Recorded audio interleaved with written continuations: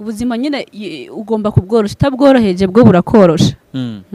Utabworoheje bwo burakorosha. Ubuzima rero ni ngombwa ubworosha.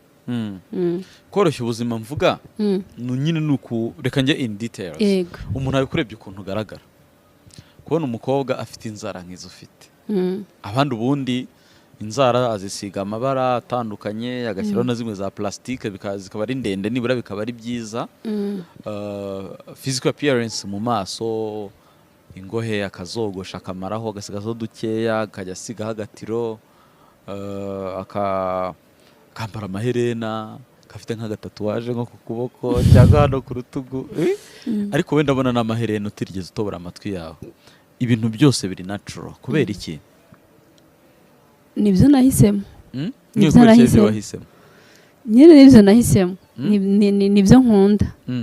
Kubera iki wanze gukora biriya bituma umukobwa